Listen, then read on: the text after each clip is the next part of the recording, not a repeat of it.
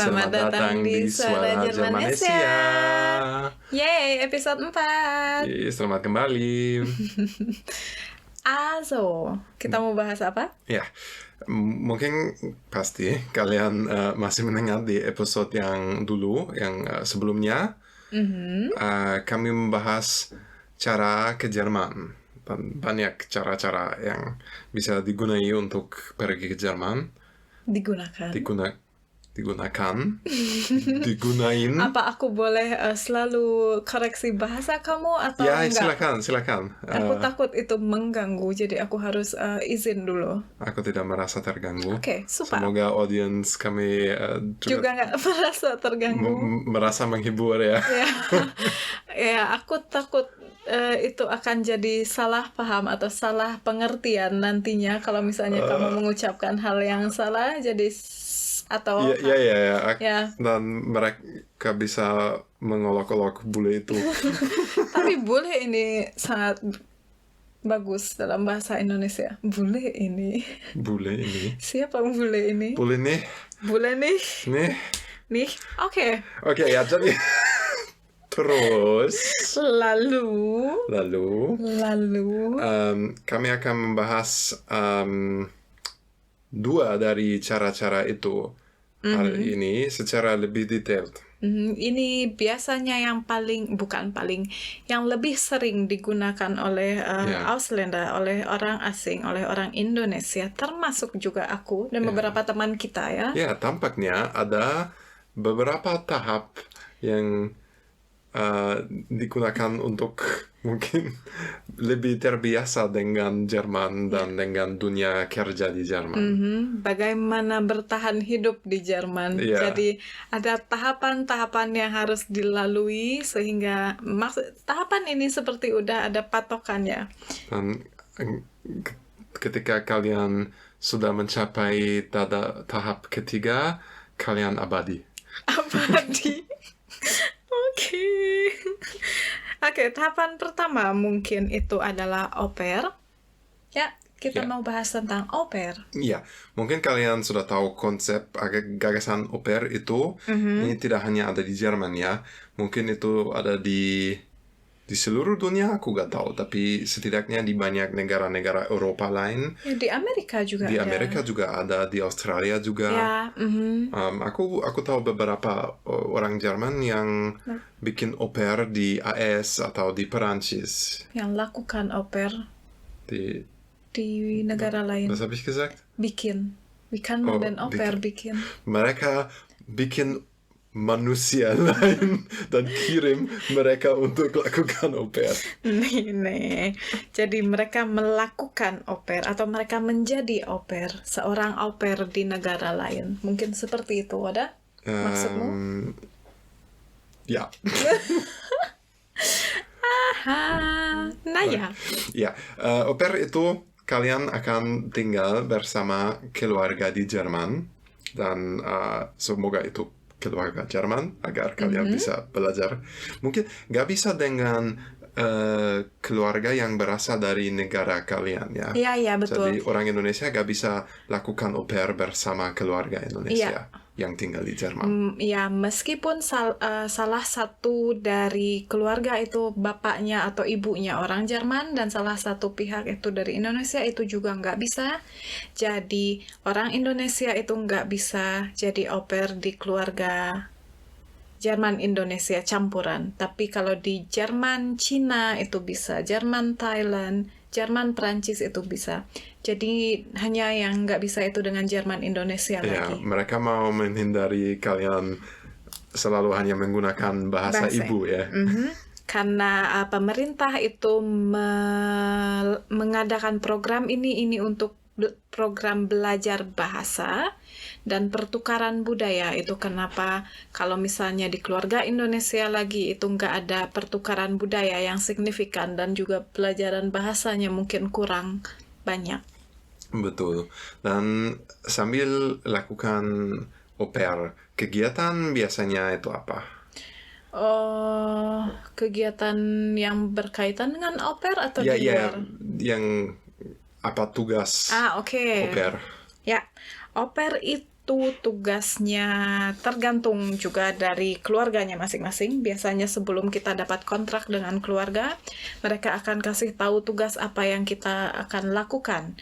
Tapi kalau yang umumnya yang disediakan yang dibolehkan oleh pemerintah itu, au pair itu adalah program untuk membantu keluarga angkat kita mengurus anaknya. Jadi au pair itu hanya bisa dilakukan di keluarga yang punya anak. Jadi kalau gak ada anak gak bisa au pair? Enggak, kamu mau urus apa? Mau urus bapaknya atau ibunya? Mau urus tanaman mereka? Nggak bisa. Mengurus kaktus? Itu nggak bisa. Jadi itu untuk mengurus anak, begitu. Ya, mengurus kaktus. Itu mudah ya. Iya. Tapi aku mau gaji mungkin 600 euro per bulan untuk siram kaktus. Oh, aku mau lakukan itu. Iya, Kamu bisa gaji aku. Aku hanya ada satu kaktus dan dia sudah cukup disiram. Ya. Aku bisa siram itu 3 kali sehari. Dia akan mati langsung. Oke. Jadi. Ya.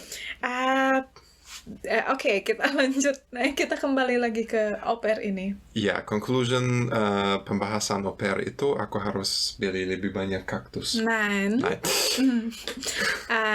Oh God, kacau. Aku nggak bisa konsentrasi lagi karena kamu ngomong masalah kaktus. Jadi biasanya tugasnya adalah pagi hari itu kita bantu anak-anak untuk berpakaian dan juga menyiapkan bekal makanan yang akan mereka bawa ke kindergarten, ke TK atau ke sekolah. Dan ada beberapa au pair yang diminta atau ditugaskan untuk mengantarkan anak-anak ke sekolah atau ke kindergarten. Ini tergantung dari keluarganya. Dan kadang ada ibunya atau bapaknya yang bawa anak-anak atau au pair ini yang disuruh untuk mengantarkannya. Di sini anak umur 1,5 tahun itu biasanya udah mereka biasanya udah pergi ke bukan TK, sebelum TK. Tages aku nggak tahu apa ya namanya. Aku juga nggak tahu namanya.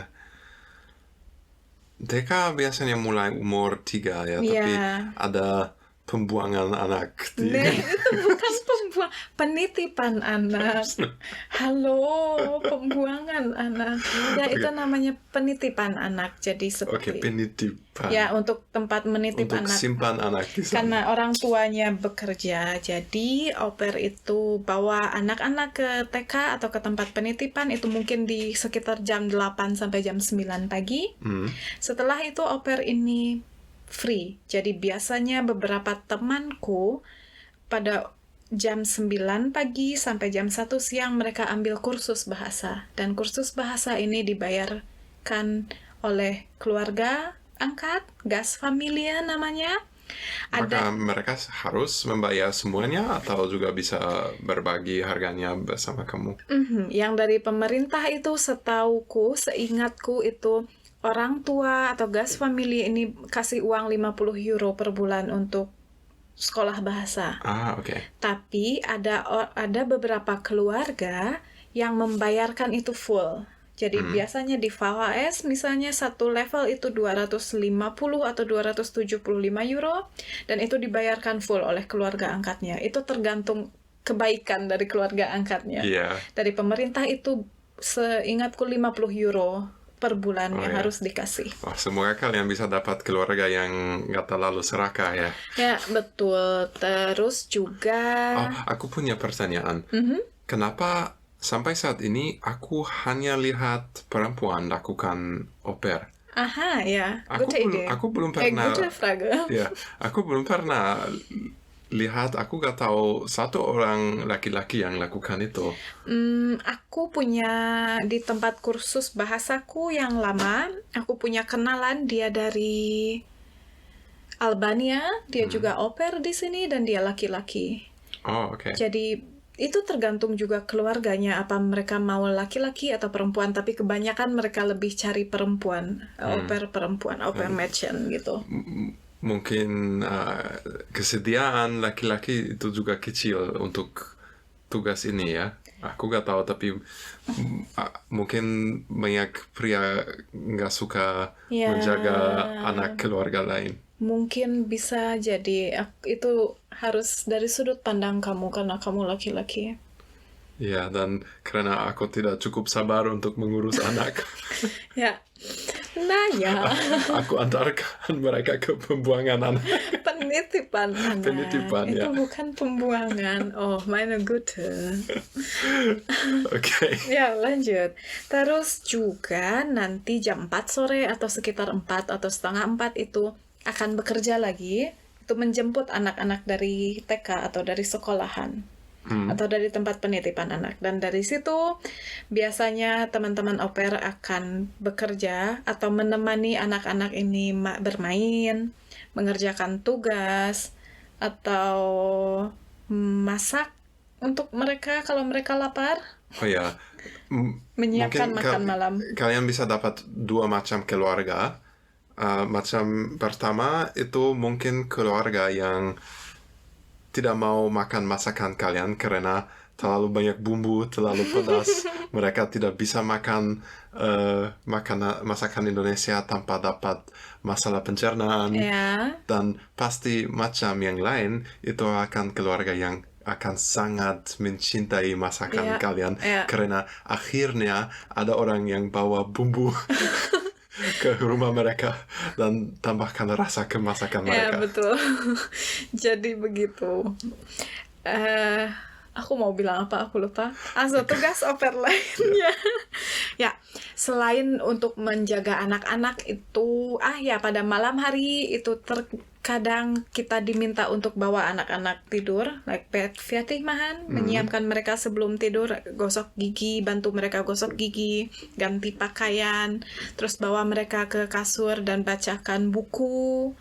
Terus menceritakan hal-hal, bercerita, membaca buku, dan sampai mereka tidur. Setelah itu kalian akan free lagi atau akan bebas lagi. Tapi itu biasanya nggak dilakukan tiap hari. Kadang anak-anaknya mau dengan orang tuanya, mau dengan ibu atau bapaknya ke kasur, tidur. Atau anak-anaknya sudah agak besar itu mereka mau sendiri. Atau mereka diharuskan sendiri oleh orang tuanya. Di anak au pairmu sering mengeluh saat kamu menjemput mereka dari TK, mereka mau ibu jemput ya?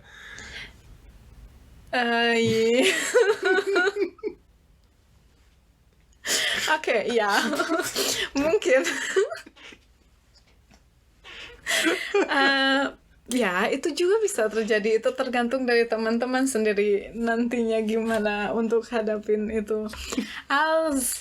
Jadi selain untuk menjaga anak, antar jemput mereka sekolah dan buat makanan untuk mereka atau bawa mereka tidur, hal lainnya itu juga biasanya tergantung di kontraknya. Ada temanku yang diminta untuk bantu-bantu di rumah, seperti cuci piring atau bersihkan rumah, tapi mereka dibayar lebih. Ya, tapi mungkin itu juga adil karena kalian juga menggunakan rumah itu kalian tinggal di sana dan menggunakan piring mereka. Genau. Jadi aku merasa bersih-bersih di sini nggak susah, dan itu juga orang nggak bilang jijik. Aku nggak tahu jijik. Iklih itu nggak menjijikkan karena di sini keadaannya sangat bersih. Maksudku di toilet atau di kamar mandi itu nggak ada air sama sekali. Oh ya. Jadi di lantai itu nggak basah sama sekali. Biasanya orang Jerman untuk mandi mereka punya bak mandi atau bak shower. Dan mereka tidak menggunakan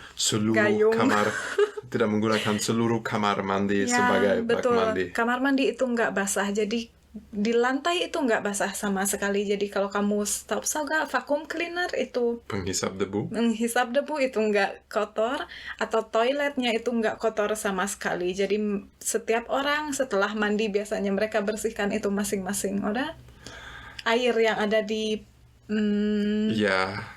Setidaknya aku ingin flatmate-ku lakukan itu, tapi tidak selalu. Ya, begitu.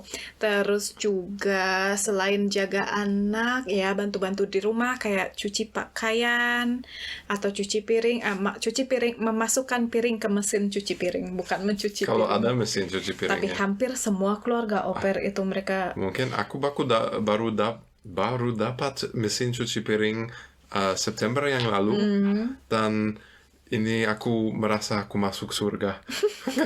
karena nggak harus cuci piring manual. Betul.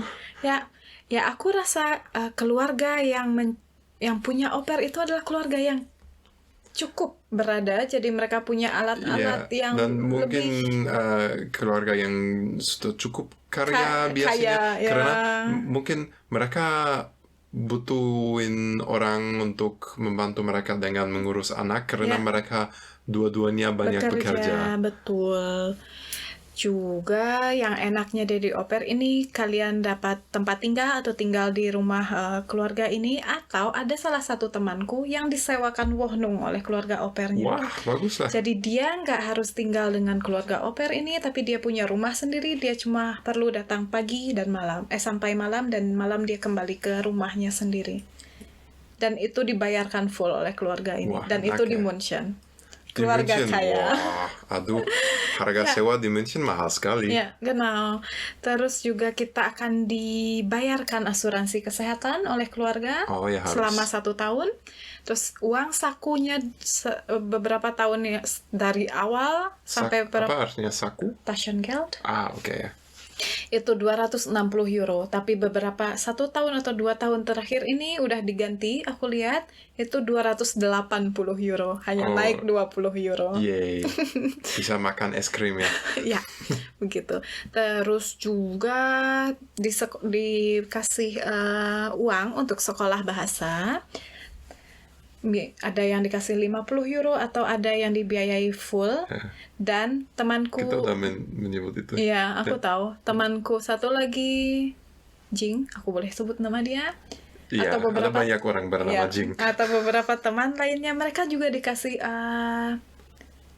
tiket. Oh ya, jadi tiket transportasi umum. Tiket transportasi, jadi kamu mau kemanapun kamu bisa pakai tiket itu dan jadi, dibayarkan oleh. Apakah ini tiket yang bisa digunakan di seluruh daerah Köln? Iya, hanya di seluruh daerah Köln. Oh ya, bagus. Ya, begitu. Dan kalian harus tahu harga transportasi umum di Jerman sangat mahal. Gila mahal. Sangat mahal. Karena itu keuntungan yang didapatkan kalau jadi au pair. Dan au pair pasti ini pilihan yang paling populer untuk awal di Jerman awal. Ya, untuk jadi batu loncatan tinggal di Jerman. Kamu tahu batu loncatan? Nggak tahu. Oke. Kamu harus cari peribahasa itu, kata-kata itu. Di Kumis Besar Bahasa Indonesia. Kumis Besar Bahasa Indonesia.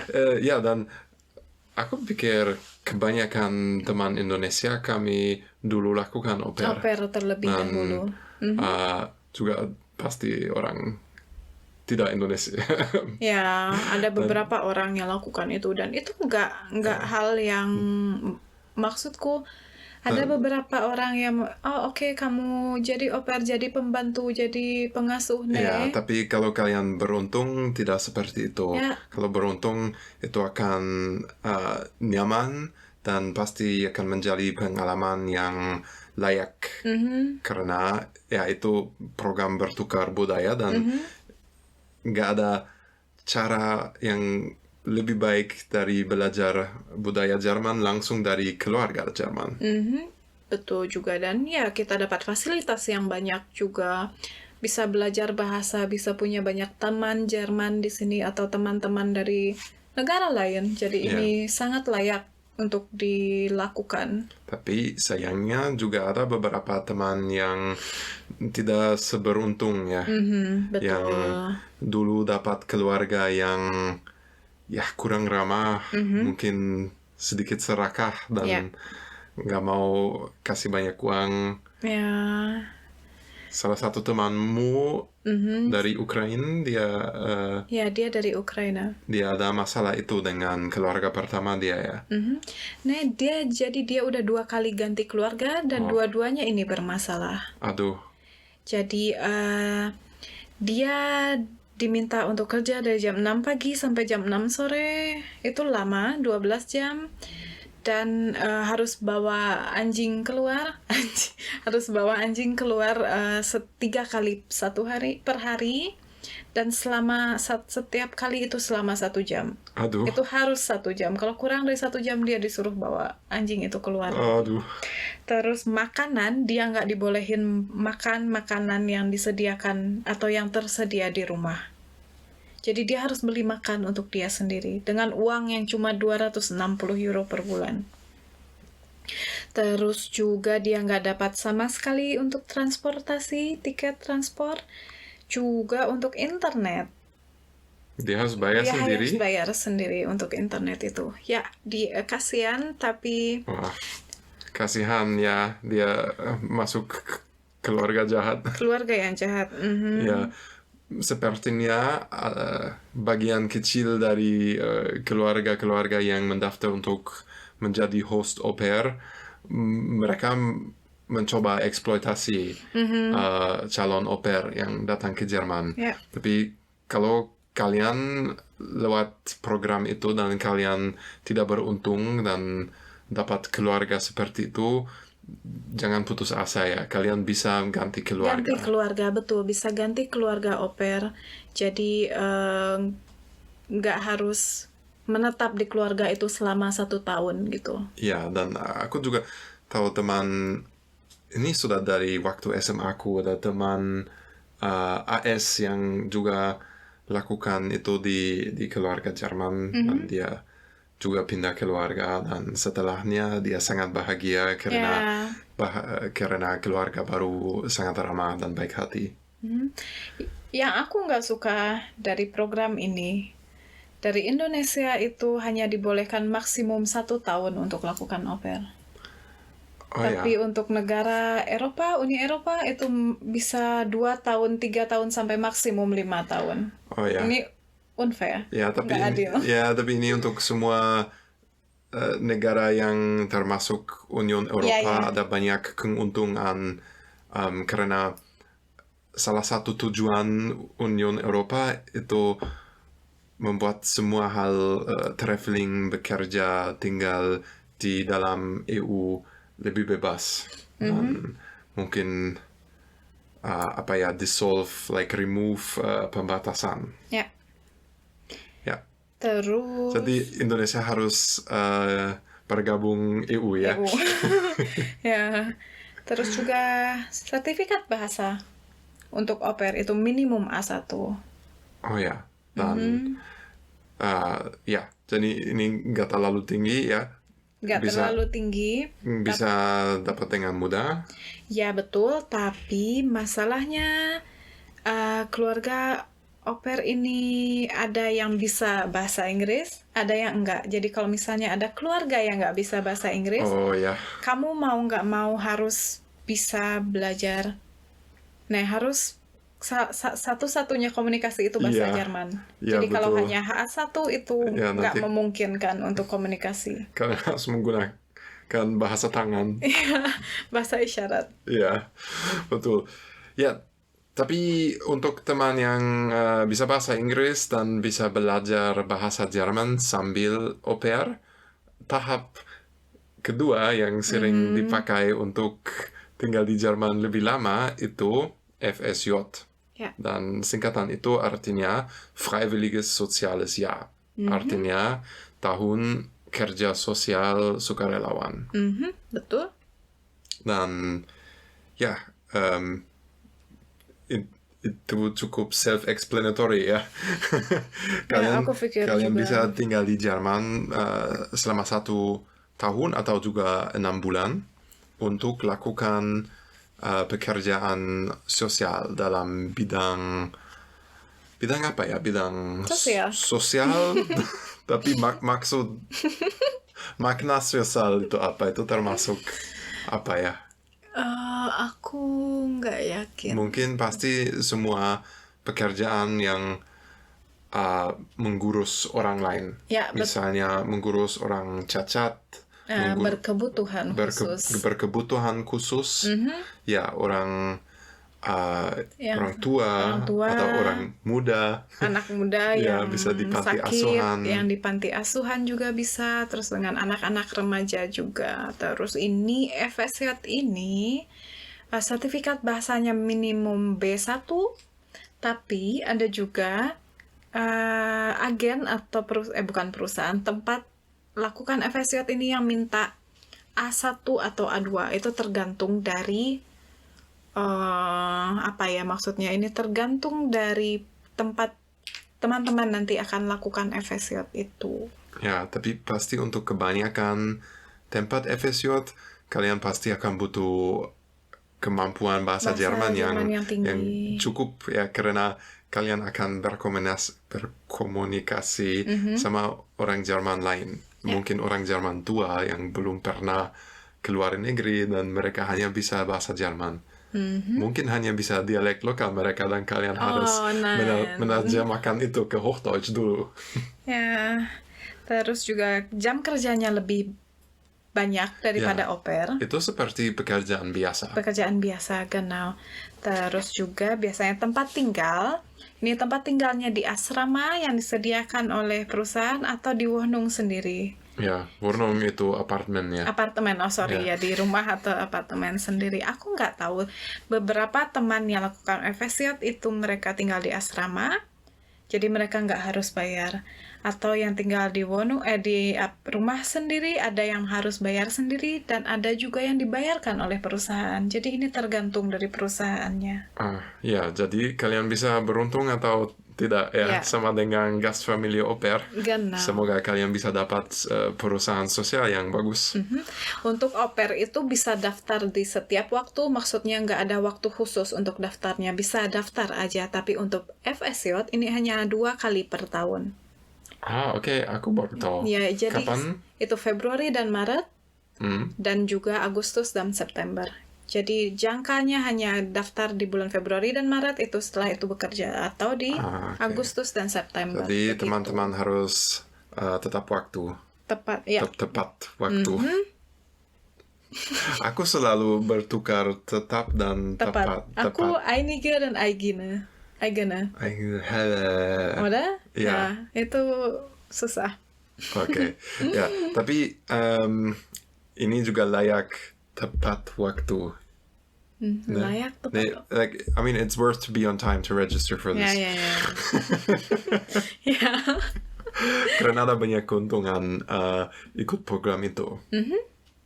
Betul sekali. Karena walaupun judulnya Freiwillige Soziales Jahr, ini tidak seluruh sukarelawan. Maksudnya kalian tetap dapat uang saku kecil. Ya, biasanya uang sakunya itu antara 300 sampai 500 euro biasanya, normalnya. Tapi ada mungkin yang dapat lebih atau yang kurang, aku nggak tahu. Terus dapat asrama untuk tinggal. Terus ada juga 26 hari cuti dalam 1 tahun. Sama seperti bagus ya. Ya, itu apa bekerja di sini juga 26 hari? Atau lebih? Ya, tergantung di antara 20 dan 30 hari, tergantung dengan perusahaan juga. Aku berpikir aku ada 28. Nice. Terus juga dapat kartu FSJ, ini bisa digunakan untuk masuk museum atau tempat wisata. Oh ya, itu. Jadi nggak harus bayar, udah? Kalau ada kartu ini, atau dapat aku nggak tahu nggak harus bayar atau dapat diskon sama dengan mahasiswa mungkin. Cool. Tapi mungkin itu juga tergantung dengan sebentar lagi aku punya kartu mahasiswa. Aku masih punya kartu mahasiswa duluku. Dan aku aku remove tahunnya. Iya, tahunnya, dan ini dia berlaku selamanya. Oh meine Güte. Kamu curang. Oke. Lanjut terus. Di FSJ ini kalian akan dapat 25 kali seminar di Jerman dan juga di negara tetangga lainnya katanya. Aku nggak tahu seminar sebentuk apa, mungkin tentang apa atau hal-hal apa yang kalian lakukan selama FSJ ini. Terus juga dapat sertifikat pekerja yang bisa digunakan untuk bekerja selanjutnya. Oh, kerjaan apapun? Ya, Ausbildung. Apa yang kamu itu. lakukan? Oh ya. Baik. Dan seminar itu tentang apa? Mungkin aku nggak tahu, tapi Asih Hai. Asih juga Halo, Mbak. lakukan beberapa hal seminar. Mungkin tentang apa yang dia lakukan di tempat FSJ itu. Jadi ini Seminar termasuk tentang kesehatan atau pendidikan yang mempersiapkan dia untuk tugas FSJ itu. sepertinya begitu. Dapat asuransi juga selama 1 tahun. Terus yang paling penting dapat banyak teman, karena biasanya di tempat FSJ ini nggak cuman dari satu negara, tapi dari beberapa negara dan berkumpul di sana. Dan juga dari negara Jerman. Tentunya. Karena au pair pasti ini hanya akan untuk orang asing yang mau datang ke Jerman, tapi freiwillige Sozialisasi itu juga bisa dilakukan oleh orang Jerman, tentu saja. Dan dulu banyak orang lakukan itu kalau mereka tidak mau masuk pelayanan militer wajib, tapi pelayanan itu juga ditolak. Atau tolakan. Ditolak tahun 2011. Mohon maaf guru bahasa Indonesia kalau aku salah. Maaf Hesti. Dan orang yang tidak mau masuk militer lakukan itu, tapi ini sudah ditolak, jadi ini freiwillige Sozialisasi jadi freiwillig, sukarela. Dan aku tahu banyak orang Jerman yang setelah mereka menyelesaikan SMA, menyelesaikan abitur, dan mereka belum tahu mau lakukan apa, mau mulai Ausbildung atau kuliah atau pekerjaan lain, dan mereka merasa seperti mereka mau membantu masyarakat dan mungkin menemukan mereka sendiri ya, dan menemukan niat mereka belum tahu mau lakukan apa, like find their purpose. Ya, tujuan hidupnya mau apa, betul, jadi betul. belum ada. Betul. Dan mereka juga suka lakukan FSJ. Ya, itu menarik. Dan kalian bisa menemukan teman asing dan lokal. Teman asing. Teman asing gurih. Ya, aku mau cari teman yang manis. Oke. Ya, tapi orang Jerman, aku yakin mereka asin, tidak manis. Aku nggak tahu itu. Karena satu-satunya bumbu yang ditahui orang Jerman itu garam. Oke, jadi itu kenapa mereka asin. Ya, aku ngerti sekarang. Ya. Lalu lanjut ke FUY. Ya, dan ini hampir sama konsepnya. Sama. Tapi satu huruf ditukar. Hanya bidangnya yang berbeda. Ya, bidang yang berbeda. Mungkin framework, misalkan bingkai, itu sama, tapi kalian tidak akan bekerja dalam bidang sosial, tapi dalam hal ekologis. Ya, atau lingkungan, kehutanan, dan pertanian, juga perlindungan satwa atau peternakan lele. Peternakan lele. Jadi cita-cita kamu jadi peternak lele, nah? Peternak belut. Oke, peternakan belut. Terus juga tentang perairan. Jadi ini relawan di bidang lingkungan. Terus batasan usianya ini 27 tahun, dan di FSJ juga itu batasan usianya 27 tahun. Oke, ya. Dan jadi bedanya itu, dalam FSJ kalian akan mengurus orang, dalam FEJ kalian akan mengurus pohon. Ya, nggak cuma pohon. Atau lele. Ya, pohon, hewan, tanaman, lingkungan semua ya. Iya. Oke. Tanah air Jerman. Oke, tanah air Jerman. Terus, komm schon. Sagt man das nicht so? Ich weiß es nicht. Weiß nicht, Grund und Boden oder... Ja, was auch immer. Whatever. Atau tanah air itu hanya untuk Indonesia? Aku baru dengar yang tanah air Indonesia. Apa orang bilang tanah air Jerman nih? Tapi aku pikir setiap negara ada tanah air masing-masing. Ya, tapi apa mereka menyebut itu seperti tanah air? Nah ya, egal. Tapi aku penasaran. Gini, apa maksud nih ya? Oke, ya. Oke, ya, yaitu sudah dijelaskan FSJ, FÖJ. Ya, dan satu lagi BFD, artinya Bundesfreiwilligendienst. Dan kita sudah bilang perbatasan usia itu 27 tahun. untuk FSJ dan FÖJ. Tapi kalau kalian terus mau lagi jadi sukarelawan di Jerman, masih ada Bundesfreiwilligendienst. Itu terjemah pelayanan sukarelawan Jerman. Bundes, apa artinya Bundes? Itu artinya federalisme di Jerman. Jadi semua provinsi kesatuan itu dalam bahasa Jerman disebut Bund.